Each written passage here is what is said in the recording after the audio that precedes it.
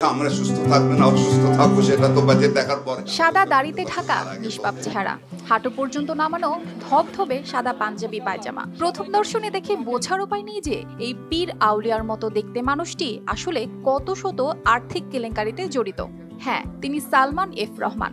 দেশে যিনি পরিচিত ছিলেন দরবেশ নামে, শেখ হাসিনার বেসরকারি শিল্প ও বিনিয়োগ বিষয়ক উপদেষ্টা, বেক্সিমকো গ্রুপের কর্ণধার। কিন্তু এই চেহারার আড়ালে লুকিয়ে ছিল অসংখ্য আর্থিক কেলেঙ্কারি এবং ক্ষমতার অপব্যবহার। 100 গ্রাম রাঁধুনি হলুদ বা মরিচের গুঁড়ার সাথে 2টি এবং 200 গ্রামের সাথে 4টি রাঁধুনি স্বাদ মেশালি ফ্রি।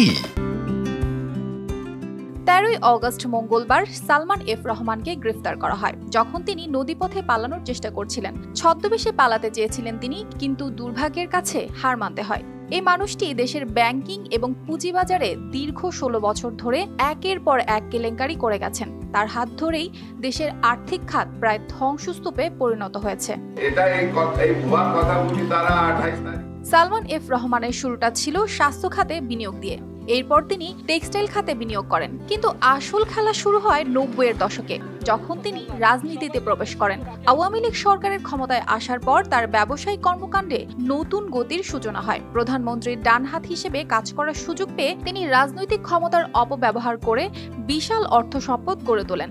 শেয়ার বাজার থেকে শুরু করে ব্যাংকিং খাতে একের পর এক কেলেঙ্কারির সাথে জড়িয়ে পড়েন। 2013 সালে সালমান এফ রহমানের নির্দেশে ব্যাংকিং খাতের ঋণ পুনর্গঠনের ফর্মুলা তৈরি করা হয়, যা কিছু স্বার্থবাদী ব্যবসায়ী ঋণ ফেরত না দেওয়ার প্রবণতা বাড়িয়ে দেয়। বাংলাদেশ ব্যাংকের হিসাব অনুযায়ী ঋণ খেলাপির পরিমাণ যেখানে 1,86,000 কোটি টাকা, বাস্তবে তা 4 লাখ কোটি টাকা ছাড়িয়ে গেছে বলে অভিযোগ।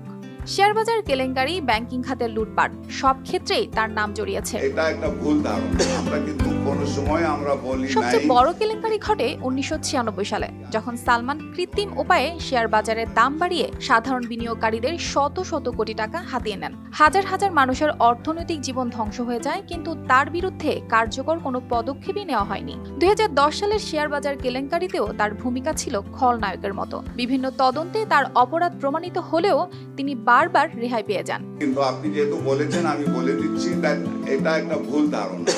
অবশেষে 2024 সালে তিনি আবারও বিতর্কের কেন্দ্রবিন্দুতে। এবার পালানোর চেষ্টা করেও তিনি গ্রেফতার হন। তার এই জীবন কেবল ক্ষমতা, কেলেঙ্কারি আর পলায়নের গল্প নয়, এটি বাংলাদেশের আর্থিক ও রাজনৈতিক খাতের একটি বিবর্ণ অধ্যায়। অর্পিতা জাহান, RTV।